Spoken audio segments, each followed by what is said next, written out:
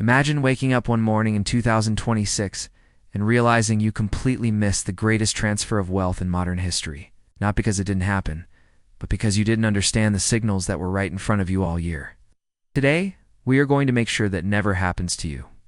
Welcome to Generational Wealth, your pathway from knowledge to legacy. Hey everyone, welcome back to Generational Wealth, your go-to channel for building lasting financial legacies through smart investing. We're the no hype, no pump and dump, fact-based investment education channel. Today we're diving into our 2025 crypto year in review. As we wrap up this roller coaster year, just days before 2026 kicks off on Monday, December 29th, let's reflect on the major milestones that shaped the crypto space. 2025 was a year of extreme highs and gut-check lows. Bitcoin shattered records, regulations finally caught up. Institutions poured in billions, but hacks and crashes kept us on our toes. We're going to walk through the year chronologically, unpack the key facts, the major narrative shifts, most importantly what they mean for your portfolio and your long-term generational wealth game plan. Whether you are a long-term holder or just getting your feet wet, this review will arm you with the context and insights you need heading into 2026. Stick around until the end for my personal outlook for 2026 and the key catalysts I am watching. Let's jump in. Starting in January 2025, the year kicked off with massive political momentum. Donald Trump returned to the White House as the 47th president and wasted no time. He issued an executive order protecting public blockchains, promoting United States dollar stablecoins, and prohibiting central bank digital currencies. That move set a clearly pro-crypto tone and created a digital asset working group to guide future policy. Bitcoin reacted almost instantly, breaking through the $100,000 level for the first time and surging into a range between roughly $103,000 and $109,000 on pure optimism. Trump also pardoned Silk Road founder Ross Ulbricht, fulfilling a campaign promise and energizing the crypto community. At the same time, the United States proposed a national crypto reserve that included Bitcoin, Ethereum, XRP, Cardano, and Solana to bolster confidence in digital assets. The Genius Act, a landmark stablecoin bill requiring one-to-one reserves and regular audits, began implementation and signaled America's push to become the crypto capital of the world. Moving into February, trade tensions escalated as new United States tariffs rolled out and injected volatility into global markets.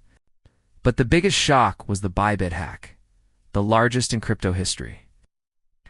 Hackers linked to North Korea's Lazarus Group stole between roughly $1.4 and $1.5 billion in Ethereum by tricking multi-signature signers. Bybit stayed solvent, and customers were ultimately made whole. But the event highlighted just how real and persistent security risks still are. Total hack losses for the year would go on to exceed $3 billion. In March, the United States made history by establishing a strategic Bitcoin reserve. The government started with about 200,000 forfeited Bitcoin and laid out plans to acquire more over time. The same executive order created a digital asset stockpile, formally acknowledging Bitcoin's role as a store of value and strategic asset. On the regulatory front, the Senate voted 72-28 to repeal a controversial IRS rule on decentralized finance data collection. That repeal, which President Trump signed in April, was a major win for privacy and innovation in the DeFi space. April also brought what many called the tariff shock crash. Unexpected United States tariffs on Chinese goods triggered a sharp risk-off move. Bitcoin dropped nearly 4% in a single day. Ethereum fell more than 5%. And crypto-related stocks sold off between 5 and 8%. That moment showed just how tightly crypto has become linked to global macroeconomic events and traditional markets. By the middle of 2025, institutional adoption was exploding. The SEC approved more spot Bitcoin and Ethereum exchange-traded funds, allowed in-kind creations and redemptions, and shortened approval timelines to about 75 days. In practice, this treated crypto funds much more like traditional financial products and drew in what many call smart money, pushing inflows dramatically higher. On the tech side, Ethereum rolled out its Pectra upgrade, which brought account abstraction to the mainstream, raised the staking limit from 32 Ethereum to 2048 Ethereum, and doubled blob capacity to make Layer 2 rollups significantly cheaper and more efficient. In June and July, regulatory wins continued to pile up.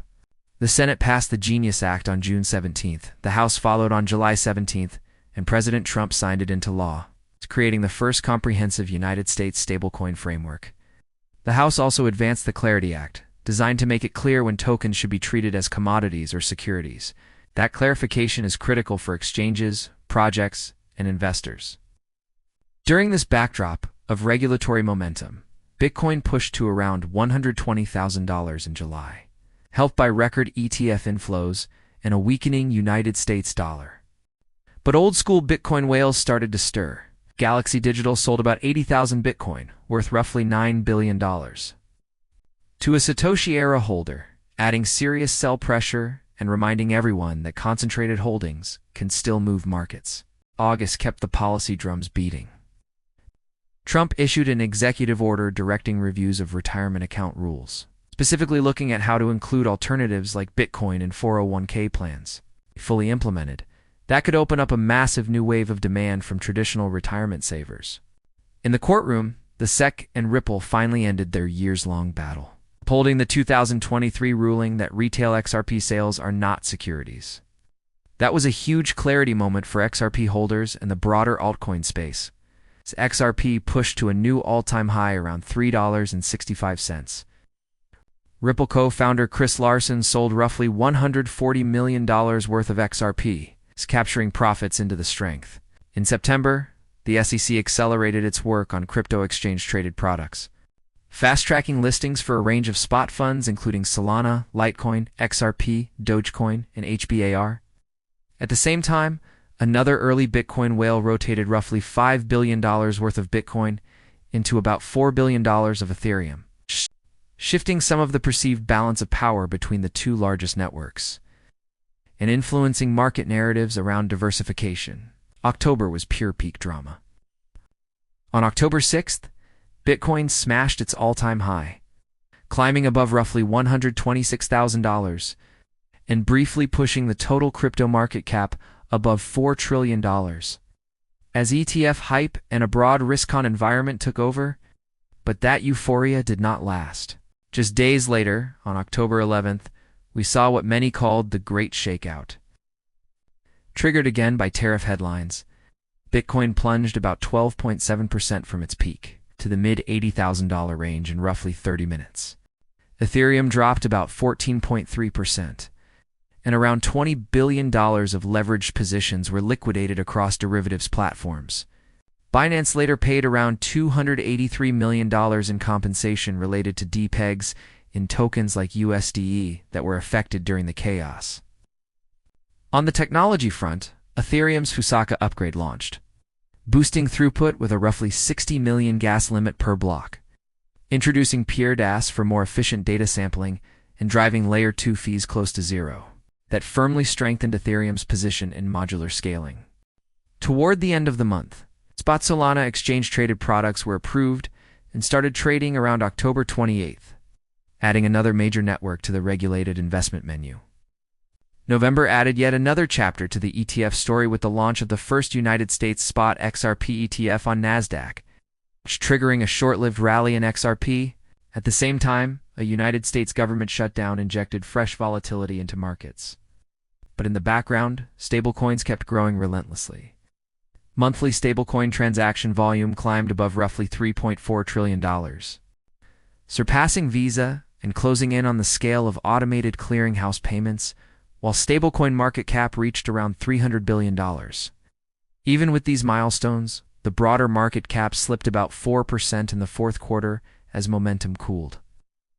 Beyond the month-to-month timeline, a few big themes defined 2025. Regulation took a massive step forward globally. In Europe, MiCA was fully implemented in January, unifying licensing rules for exchanges and stablecoin issuers across the European Union. In Asia, Hong Kong passed its stablecoin bill early in the year, treating stablecoins as regulated financial infrastructure rather than speculative toys. In the United States, alongside the Genius Act, the Anti-CBDC Surveillance State Act passed, signaling firm political resistance to centrally controlled digital currencies, and the Clarity Act moved to the Senate for a 2026 vote. Together, these moves reduced some of the regulatory fog that has hovered over crypto for years and encouraged more banks, treasuries, and corporates to get involved. Institutional and corporate holdings deepened.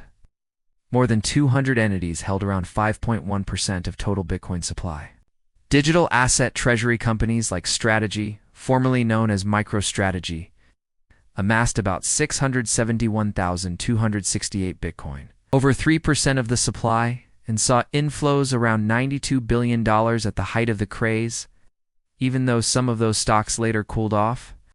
In parallel, real-world asset tokenization grew roughly 106% to about $19.2 billion in market cap, with tokenized private credit reaching about $12.2 billion and tokenized treasuries around $5.2 billion.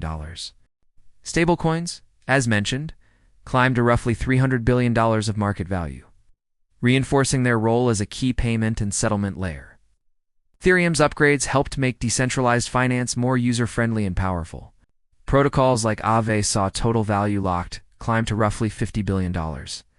A new wave of AI and blockchain fusion, often called DeFi, began automating DeFi tasks and enabling machine-to-machine payments. Protocols such as Chronos X402 made it possible for AI agents to pay each other directly on-chain. And that technology began to see early adoption from major players including Google Cloud. Decentralized perpetuals trading reached volumes around $6.9 trillion, more than tripling year over year. While prediction markets like Polymarket became hotspots for trading around elections and macro events, culture and politics mixed heavily with tokens. Trump and Melania both launched their own tokens, driving short-term surges and just as fast corrections as liquidity rushed in and out. Barstool's Dave Portnoy got involved with a token called Jailstool, which took off amid controversy and backlash. On the adoption side, global retail ownership of crypto reached an estimated 737 million people, a major step toward mainstream usage. But with that growth, leverage and speculation also rose, which we saw clearly in the violent crashes and liquidation cascades. Security remained a major weak spot. Total hacks across the year topped roughly $3 billion in losses. In November, Stream Finance suffered a $93 million exploit that led to its XUSD stablecoin depegging, hurting users and reinforcing the urgent need for better audits, more robust controls, and battle-tested smart contract practices. On the venture side, crypto funding roared back. Venture capital fundraising in the crypto space jumped about 124% to roughly $54.5 billion, led largely by centralized finance and infrastructure plays. Circle's initial public offering marked a milestone for crypto's integration with public equity markets and encouraged more companies to consider similar paths. Stepping back, 2025 showed crypto's resilience and maturity. Digital assets outperformed many traditional asset classes for about 5 months of the year, even as the space endured hacks, regulatory battles, and violent corrections. Layer 1 tokens like Ethereum actually underperformed in price terms despite growing total value locked, with Ethereum ending the year around $2,973. Bitcoin, after briefly touching that $126,000 all-time high, closed the year closer to about $88,773 as fourth-quarter dips took hold. Still, the core infrastructure, the regulatory environment, and the level of institutional engagement all moved forward in a big way. So what is this setup for 2026? Key things I am watching include the potential passage of the Clarity Act in the United States, additional ETF approvals with a key vote expected in January, a potential cycle of falling Federal Reserve interest rates, and continued explosive growth at the intersection of AI and DeFi. On the risk side, geopolitical tensions, tariff battles, and the ever-present threat of hacks and smart contract exploits are not going away. Navigating the next year will require both conviction and caution. Now I want to hear from you. What was your biggest win or hardest lesson in crypto during 2025? Drop it in the comments and share your story with the community. If this breakdown helped you see the year more clearly, tap like to support the channel. Share this video with someone who needs to catch up before the next cycle. And subscribe to Generational Wealth so you never miss what's coming next. We do a crypto news video every morning and a deep dive every afternoon. Let us know in the comments any subjects you'd like us to cover. Thanks for watching, and here's to building wealth that lasts for generations as we head into 2026 and beyond. Quick disclaimer: I'm not a licensed financial advisor. This is for educational purposes only and not financial or investment advice. Crypto is volatile. Never invest more than you can afford to lose. Do your own research.